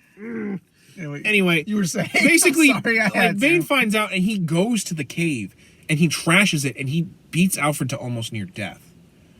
And like, well, he does die, but like you revive him with the electrocutioner shot gauntlets that you get. Which I actually think is a cool tool in this. Basically, like the more you fight, the more kinetic energy you build up until you get like basically taser punches. That actually allows you to increase the damage to and like you can actually like KO people without doing like knockdown for a short period. Yeah. And it's actually cool tools because you can use it to like power up generators and stuff. I think the electro laser or like the EMP generator that you get here is a little bit more interesting of a tool, but I like the shot gauntlets. And I think they come back for night for like a boss mission or something like that. Because I know he has to use them after he breaks them out of the GCPD weapons case. Or like he grabs something. It's not that. It's like a gun. Oh, I think. Oh yeah, maybe it was the cryo gun. Yeah, the cryo gun. But anyway, so Batman like basically uses the shot gauntlets to start Alfred's heart again, and I really love it because Alfred, after like Batman puts him on a bed in the cave, he's like, you'll be all right, Alfred. Just rest. Alfred's like, I now understand why you do what you do. Like, actually, right before he dies, Alfred's like, please do not add my death to your burden. Like, as if to be like, do not. Don't blame yourself. Don't blame yourself for this. And like Batman, like basically, Bane and Joker cause another riot at Blackgate because the game opens and ends on like a riot in Blackgate. And basically, Gordon calls for anybody to help. Batman turns the radio off and like he's like, I can't. I'm a failure. And I love it because Alfred, who just had a heart attack, gets off the bed. He's like, now is not the time for doubt, Master Bruce.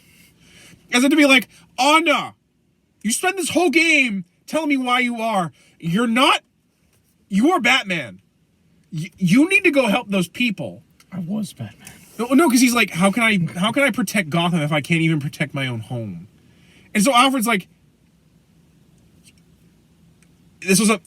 You need to go be Batman and go save people. Yeah. Gordon needs your help, and you need his. And like this is actually where Batman's like, because like Batman had actually taken his armor off, and so basically like we get a scene, the suit up scene from the beginning where basically he puts the armor on and then he goes to help Gordon. And it's such a great scene because basically by realizing that how much he needs Alfred, he realizes how much he needs to have the GCPD help him. Yeah. And it's a really great scene, especially like because like later on you get a scene where like Gordon and Batman fight back to back using like Gordon using his Green Beret skills and Batman, and it's such a I really like it. I really like it shows why Batman needs people. And in fact, actually, Barbara gets a cool scene in this too because she's obviously too young to be Batgirl still, but she actually helps Batman hack into the GCPD. And there's a couple of missions where she helps you stop criminals that her father's not going after. It's actually like all in all, I for people who don't like the reveal, I still think there's a really solid story in Origins, and it's about how Batman. Like that's honestly just been my main gripe with it is that reveal. I'm like that's, but other than that, like I don't hate the game at all. But I know a lot of people who just hate the story in general, like and kind of pass it off just because I'm like, no, I actually think there's a really solid story here. Yeah. And I think it's actually one of the better attempts at doing an origin story for Batman. Yeah. It's not better than Year One, obviously, but I mean, what is? Now, here's my question: with Arkham Knight, do you want me to take the lead? Yeah, you might as well because this is probably the one I played the least. Yeah, and I played all of it. I mean, so let's get talking into Batman Master Blaster Edition. I have a love-hate relationship with Arkham Knight. Same. I think without the tank combat and without the goddamn Joker shit in it, oh my god, it's got a good story. I was really pumped playing it the first time. because I was like, man, Scarecrow's back, and like Scarecrow looks fucking frightening in this. Yeah, I think there are parts that are a good story. There are parts of it, but you can definitely tell without Paul Dini there to kind of like. I was just about to say because like the story got bloat. The other thing is, I think with Dini, they actually could have made their reveal of who the Knight was actually good, because I actually knew even before like the way he looked, I was like, that's Jason Todd. Man. Well, no, even before that, like I knew that was just by the look of him and the fact he used guns. And they were like, it's a new character. I'm like, that's Jason Todd. The reveal was so obvious. And then when you actually meet him for the first time and he goes, "Hey, old man," I'm like, hi, Jason. You couldn't even like pretend. You couldn't even pretend. He literally says the thing that he says in Batman Under the Fucking Red Hood. He calls him old man. You couldn't even pretend. Adam, it's not worth it, Adam. It's not worth it. Like, God. Like, and then he's like, aim for the chest plate, or aim for the head, because he puts the bat. I'm like, God. The writing is definitely my central complaint with Arkham Knight in comparison to the other three, because, again, there's so much bloat, and there are points where the story, honestly, without the Joker shit going on in this, the game would have been done in an hour, honestly. Like, yeah. The game would have ended, and he would have stopped Scarecrow on the fucking airship right then and there, but instead it drags on for another hour because we got to stretch this out. Yeah. And honestly, like, my biggest complaint with this game, and my biggest complaint with this game is everybody's biggest complaint with this game, the fucking tank combat is obnoxious in this game. So it was cool because at the beginning it's like, we finally get to drive the Batmobile. Yeah, I was about to say, the map's big enough, you need the Batmobile. Like, you can still glide everywhere, but and to be fair, the Batmobile cuts that time in half. I still think the Batmobile's good when you're not doing the combat, because if the tank combat wasn't a thing and it was just the Batmobile, I would even be willing to forgive the parts of the missions where, like, you gotta, like, ramp it up onto a roof and use it. Yeah, or use it to, I like... could understand that. Yeah. The central problem, and again, my central problem, and this is my turn to get fired up, with this game is, like I said, it's everybody's complaint. The tank combat is fucking obnoxious in this game, and it is shoehorned into everything. Oh, my God. It was like they decided, okay, we'll do the Batmobile, but now that we got it in, we got to put it in everything. And it... Yeah, you don't need to do that, They went overboard with it. And honestly... one of my friends, Brian, who we're both hoping to have as a guest on the podcast here soon, eventually. He actually uninstalled Arkham Knight recently, I'm pretty sure, because he told me, he's like, I can't stand the tank combat. I'm like, I don't know how I sat through all of it, because you also got to remember, and I told you about this, I've beaten the story, I've beaten the DLCs, I've beaten all the Season of Infamy shit. I've had enough of the tank combat shit for a lifetime. And it's so old. Here's my even bigger complaint with the tank combat. It's so long. Every single one is like at least a 5-minute fight. It's repetitive. It's just like, yeah, you got to look through the lines. You got to dodge. If it had been like 1 or 2 or 3 missions, it would have been fine. But it's every mission. Like, even the one I love the most out of the DLC from Season of Infamy, which is the Mr. Freeze storyline. Yeah. It ends with a fucking tank combat mission. Yeah. I'm like, why? Why does it have to be tanks? Like, to me, that just shows that they were so creatively drained at that point. They just threw the tank at everything. Because like, no, just make it a tank. Because, like, I do like... They didn't have any idea how to actually do anything without the fucking stupid tank. Because, like, I love bringing the Batmobile with you anyways. Like, I like remote controlling it so that, like, you can use it I like using it to get my jumps higher. Like, there's stuff in it that's cool, but it's the tank combat like, ruins I like it that it's basically just a big tool for Batman to use. Like, using its battery to, like, start generators, using it to, like... to like stuff that deactivate should mines. be done with the Batmobile. The Batmobile is not a fucking tank. Especially because, like, I can't buy when you use the rubber bullet gun to murder. Oh, I'm like, God, I'm like, no, so... you have killed people. And I'm sure there are some people out there who'll be like, well, he and Jason used rubber bullets in the cult. No, we're not talking about the fucking cult in this. Yeah, no, like that. There's an explanation for it. This.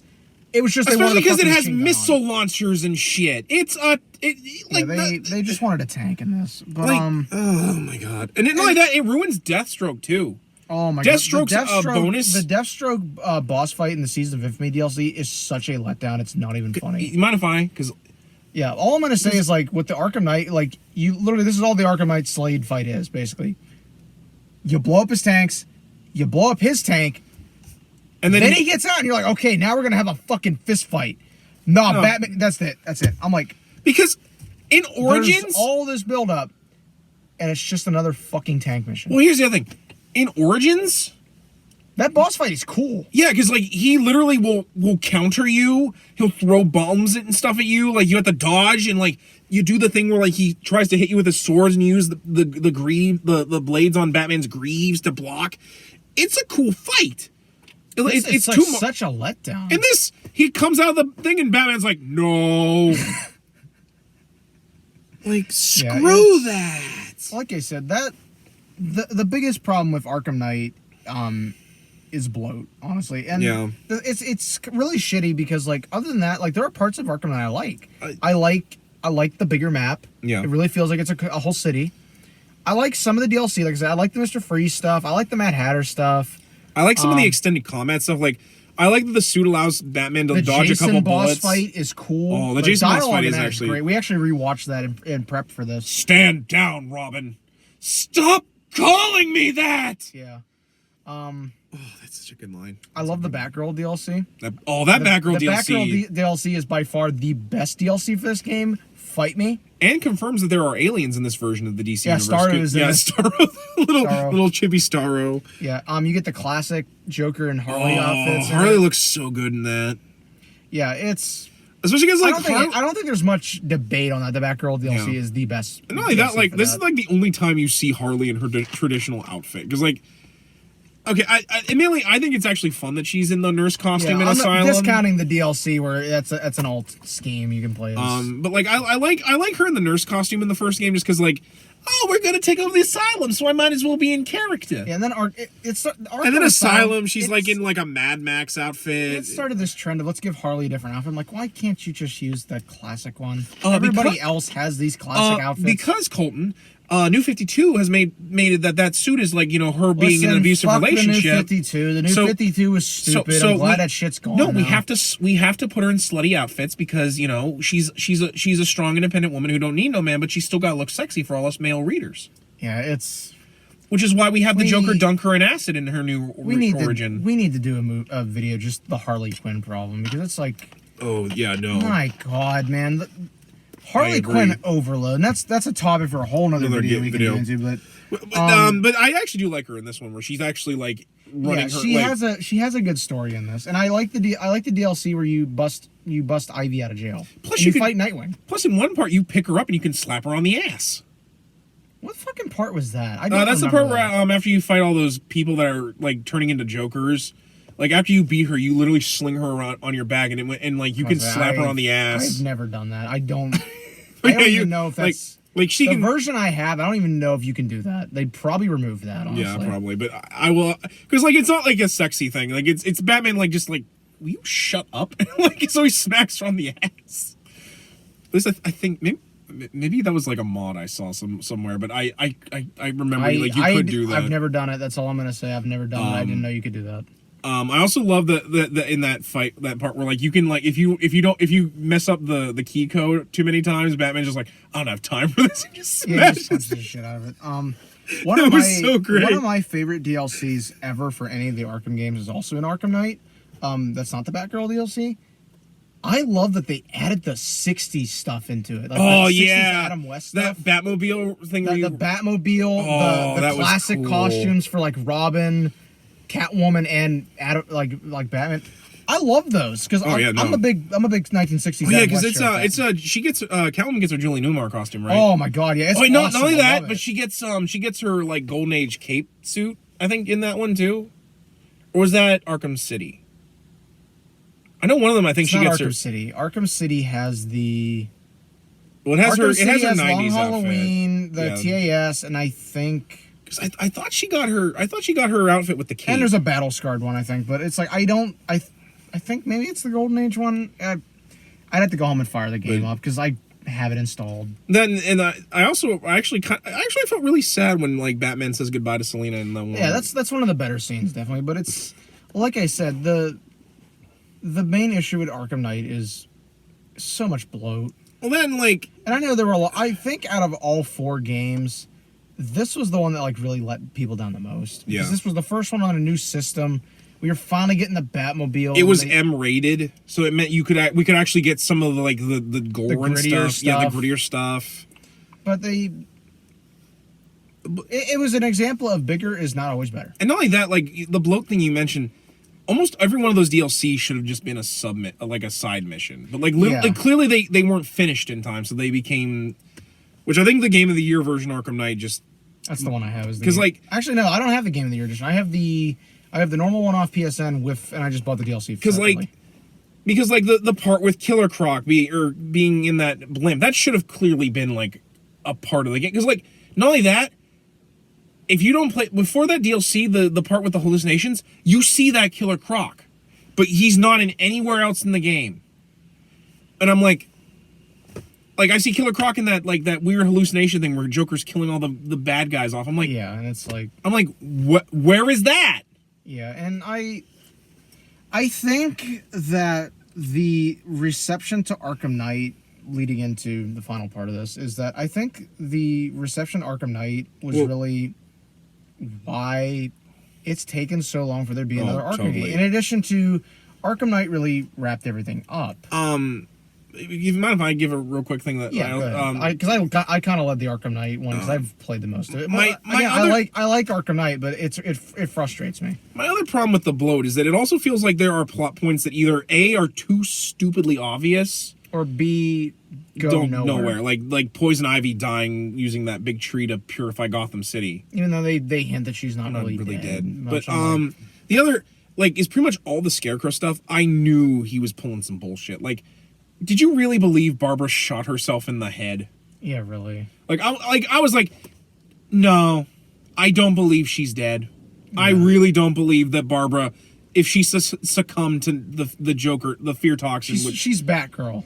She's Batgirl. She's trained for this shit. Some people will probably throw up the over the edge thing, but again, that was a dream.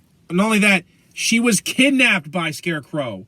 She knows, not only that, I guarantee you she probably has Joker like various anti-venoms all over her in her wheelchair. Yeah, I mean, I call bullshit. She made Jason's vehicle crash at one point. Yeah! Babs is obviously a lot more capable. So that one, even I was like, this is Oracle we're talking about. That was shock value, if anything. That was total in the shock Nightwing value. In one of the Nightwing books, she was alone in her place, and she took on military guys while being paralyzed. She managed to beat them long enough for Nightwing to get there to rescue her. It came down to, I think, one or two guys. Because basically, there's a subplot where basically someone found out that Oracle was running the Birds of Prey and that she was basically the backbone for the Justice League. So they sent a bunch of hit guys out to where her base is, and they were going to kill her. So she leaves, a note to Black Canary, Dinah, this is Barbara Gordon, a.k.a. Oracle. If you're reading this, I'm dead, and I need you to continue my work. You're in charge of the Birds of Prey. But, she's I'm not going down without a fight. And, she climbs along stuff, with just her arms. And, she actually, manages to, use gadgets in her own Batgirl training to actually, you would actually like it. It's a really cool story that shows even when she's... You have it? Because if so, just loan it to me. It's in one of my Nightwing cop trades. I'll have to find it. Yeah, but, like I said, the Barbara Gordon shooting herself scene in this was really shock value. Yeah, I know. More than anything else. The whole time I'm sitting there, I'm like, there's no way you did that. Especially because not only that, it's clearly a reference to Arkham Asylum where he thinks Gordon is dead. Yeah. And big shocker, she's not dead. Yeah, I'm like, come on, guys, this is a tried and true thing. Do something else. But we need it so that Gordon and Batman hate each other for this whole game because he doesn't tell him things. I'm like... Again, bloat. And you could tell they didn't have someone who actually was competent writing this shit. Although, to be fair, I did like in the interview tapes where it shows that Jason did not let her get hurt by Scarecrow. He's like, anyone that comes near her is dead. Yeah. But that's really my big complaint with... Leading into this, the Arkham Origins, the Arkham Legacy title, as it's been called, or Arkham Court, as I've seen it called. And this is going to be another rant on my case. They have teased this shit for a year. Say you're working on it, or stop fucking teasing it. It's literally insulting that you are being this fucking blue-balling about. I'm like, I'm not saying give me a trailer. I'm not saying give me footage. Say you're making the fucking game. Yeah. It's honestly fucking annoying at this point. If I may, for like why I think this is not a very good like way to advertise your game. And like real quick before I go, I Yeah, let no, you go. Degenerate J again mentioning him. He mentioned this. It's like whoever at WB Montreal runs their communications needs shit canned. Yeah, he really they have does. no clue how to actually communicate with fans. I'm like, look, I'm a fan. Am I gonna buy this game if it comes out? Yeah. I'm still getting pissed that you're not saying you're working on it, and you're basically teasing the shit out of me. I'm getting tired of it. No, Couple months of teasing, yeah, I'm fine with that. When it's a year and you still haven't even said we're working on it, fuck you. Just fucking say you're making the fucking game. Yeah. It's honestly, like I said, it's pissing me off. No, it's fair, and rightfully so. Like it's just. Because, like, the most we've gotten is... It's just stupid. Just say you're making it. Yeah, because, like, the most we've gotten is, like, some vague Twitter. Some vague Twitter shit. And some, like, website that has, like, these... Snyder's saying... Is it Snyder? Yeah, Snyder, because... Snyder's saying it and then deleting it. I'm like... Yeah, because, like... Just announce the goddamn game. Yeah, because, like... If I may... It's like the worst kept secret. If I may. So... One of the things that I've been looking forward to this year is the fact that No More Heroes is finally getting a new game after, like, almost a decade of, like, between Desperate Struggle, the sequel, and this. So, like, the Grasshopper Studios and Suda51, the creator, they made, like, a game called Travis Strikes Again, No More Heroes. Because he's like, this isn't No More Heroes, this is just a game that explains what Travis has been doing in the past 7 years between the second game and this one. But, like, he was like, if this game, like, and to be fair, knowing Suda, he's like, if this game does well, like, no, I'm already doing No More Heroes 3. I just want to do this indie game real quick. No More Heroes 3 would be announced.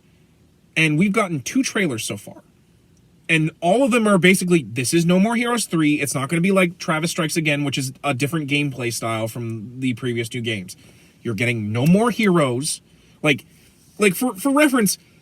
when it cuts to because like I will admit the game's a little bit of it. These trailers are a little bit of tease, but they're good tease for me in my opinion because like it shows like Travis and like his some tease is better than no tease. Yeah, but like basically eventually like it shows Travis in like an Iron Man suit, and then he strips the armor off and he's just Travis underneath. He puts the glasses on, but then it shows him doing traditional No More Hero stuff, like him dodging bad guys, him suplexing bad guys and impaling them on his beam katana.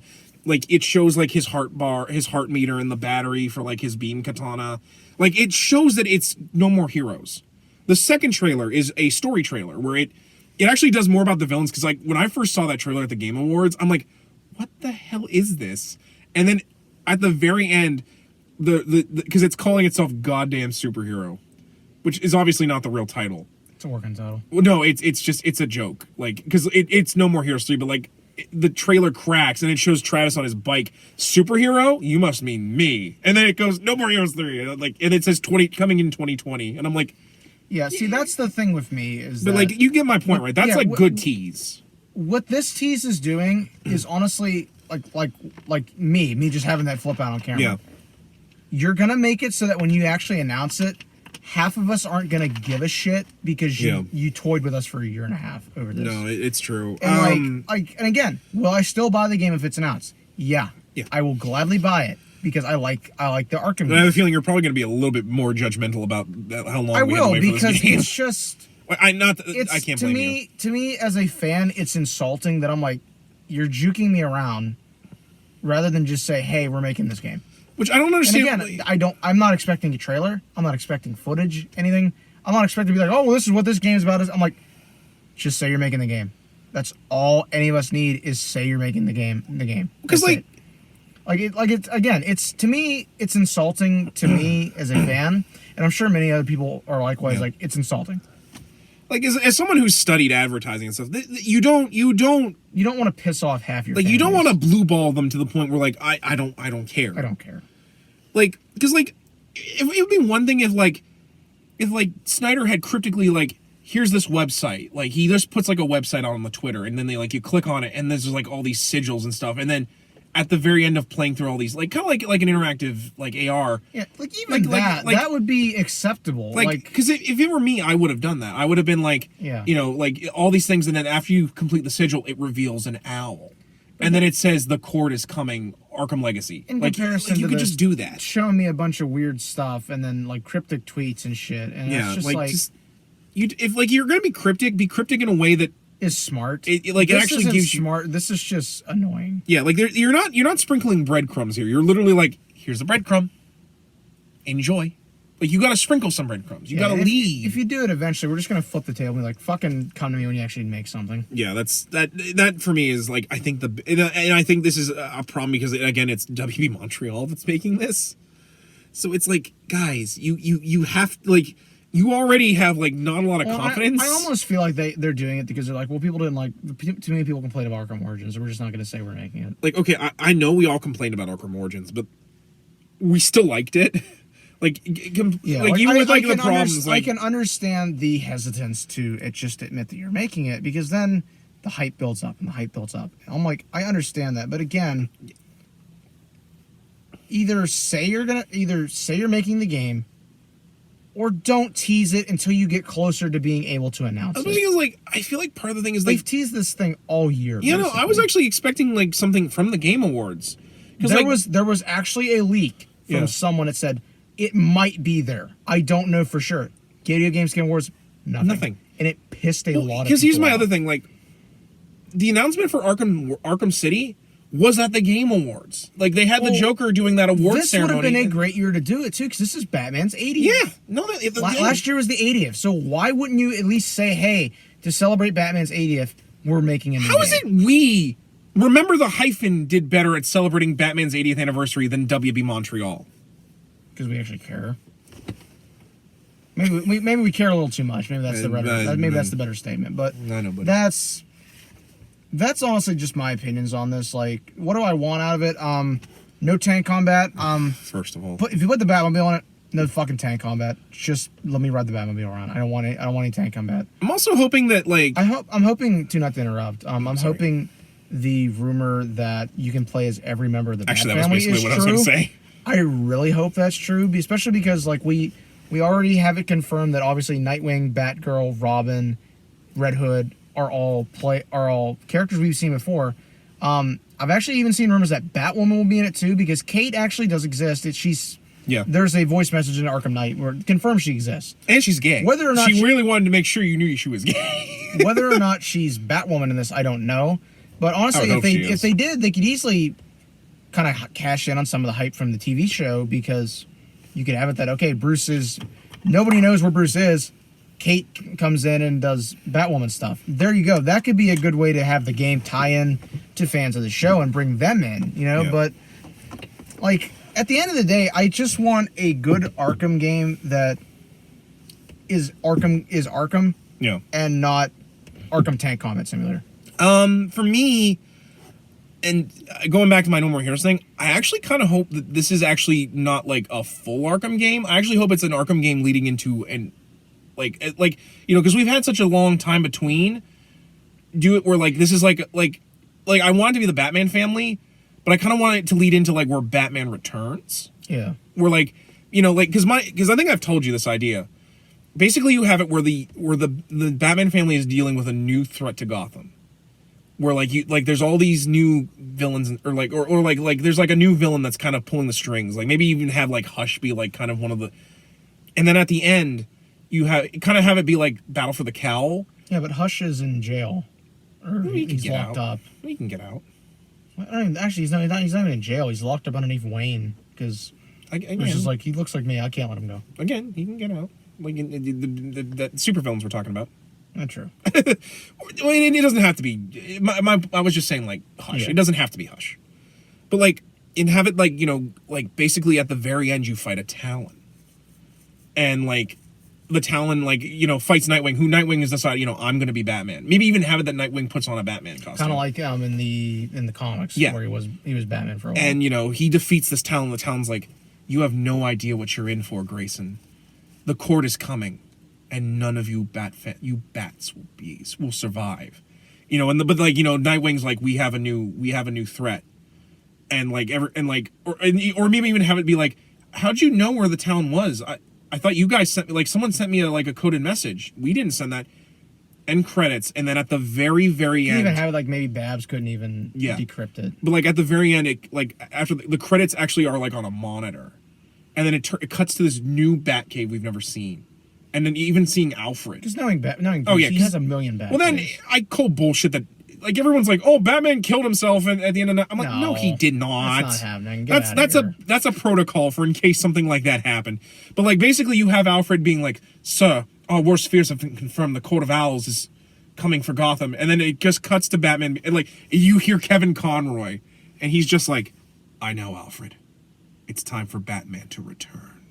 Yeah, and cut to him putting the cowl on and then saying Batman will return at Arkham, like Batman Court of Arkham or something like that. Yeah, like I think that would be cool. But like I said, I just want something at this point. I know. Well, to me, like, but you know, this is me being like, they'd be fools not to try to cash in on like Spider-Man PS4 is riding the hype right now. Yeah, no. The new Marvel game coming out, riding the hype.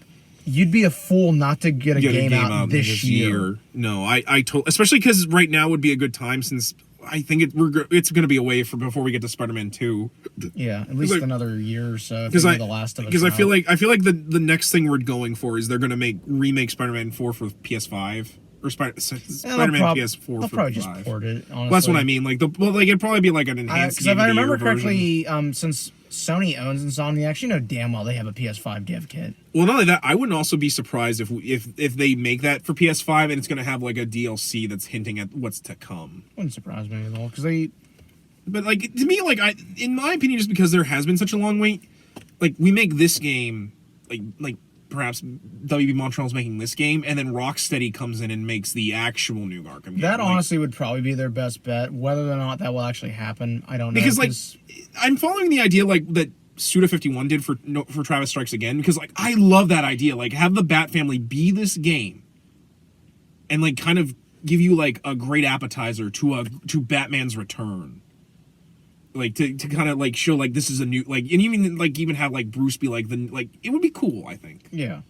If that makes any sense. Yeah, but that's basically my thoughts on what I want from it. I think, is there any specific thing you want to see out of it? For me, I would like to see Cassandra Cain maybe be in it. Like maybe have Barbara being like, you know, I think you like Tim, you need help. I think we need to create we need a new Batgirl. Yeah. And like she like you don't even have to like, you can just have Cassandra be in it, and like we could have her.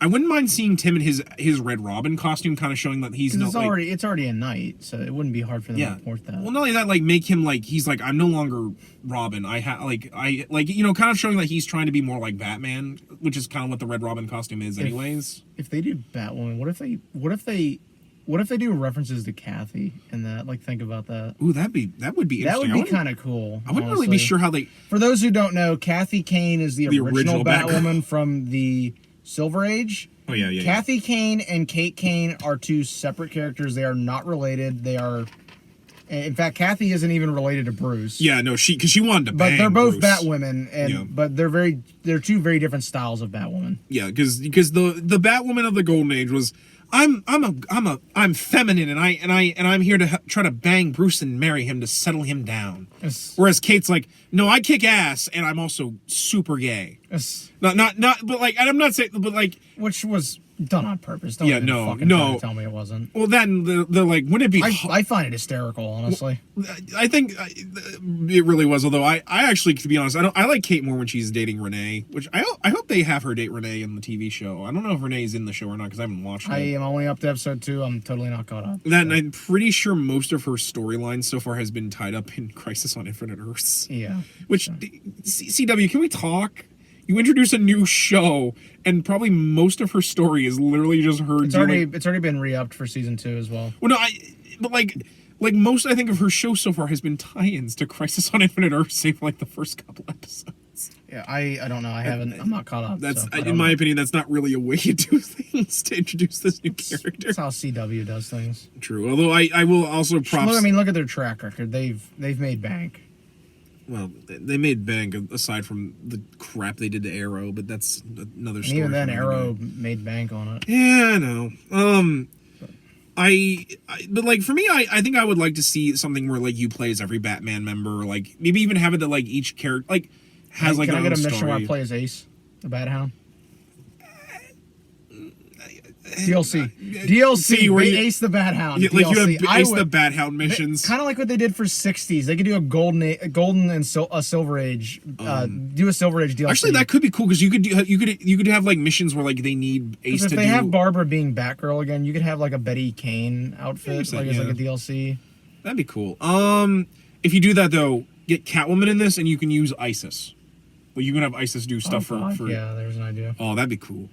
But I think that pretty much sums up all our thoughts on Arkham. It's kind of disjointed our talk, but like, we didn't summarize really any of the but like I story mean, in it. But again, I assume these games most of you been have. out. We assume most of you have played these. I think I'm scarce to find a single person around me that plays video games that hasn't played an Arkham game. You know, There wasn't really any point in going over the story too in depth like we usually do. You can't find someone who doesn't Hasn't at least played some of this. or does something like, oh my god, Riddler trophies are bullshit. Yeah. Mister, I'm gonna have like 200 something of these scattered all throughout Arkham or Gotham City because I want to prove I'm smarter than Batman. Yeah. Call for you. Fuck you. Although I still points this game for the fact that they made the Riddler actually kind of terrifying because he's basically Jigsaw. He's literally OCD up the ass. Well, no, like he's basically Jigsaw because like he'll trap people in like these elaborate death traps just because he wants to prove that he's smarter. Yeah. Although, and to be fair, that nothing was more satisfying than in Arkham City where you pulled him through the floor. Yeah. You just beat the shit out of him. Yeah. But anyway, like I said, like I love the games and I'm excited to see for the most part what WB Montreal has. I really would wish they would quit with this super This is where I annoying would put tease my bullshit. WB Montreal announcement. If I had one. But like overall, like these games are so great. Like if you want an experience of being like that superhero you always wanted as a kid, you can't find much better than this other than like Spider-Man PS4. Yeah. And I'm looking forward to see what more we get from Batman. I am too. I want to stop getting blue balled by WB Montreal. Yeah. It's really all I have to say about it. Like I said, I love that they're willing to keep going with the series because most of us love it. You know what I mean? Yeah. And like I said, that's where most of my anger comes from. Is I'm a fan. I'm passionate. I just want my fucking game announcement already so I can stop thinking I'm nuts for thinking that. Because I mean, how much you want to bet that like there's somebody out? I'm sure there are instances in gaming history where people have put dots and dots and dots together, and it turns out to be something totally different. Yeah. No. I don't want that to be this. You know, that's why I'm like. You've teased us this far. Yeah. Just please announce the game already. Please. Although to be fair, with the fact that Scott Snyder, like said, next game is Court of Owls, I'm like, because honestly, I think a lot of the problem is that Scott Snyder got so excited to see Court of Owls getting made into a game, he was just like, Court of Owls, and then so W Montreal's like, we're not ready yet. Cool it, Scott. Cool. Settle down. And just to our fans, I don't want to see this put on Pornhub as two nerds getting blue-balled by a corporation as the title. The amateur section. But I think that's gonna do it for this episode, guys. As average. There's one for the fuck. As average Zen gets through Joe Squad, as always said. We have merch. Fusion. One of these days I'll do a gag reel. But anyway, as always, I'm Average Joe Squad / Vault Reviews here. And I'm Zongetsu134, aka the Marvelous Mustachioed Man. And as always, we ask you to remember the hyphen. Take care.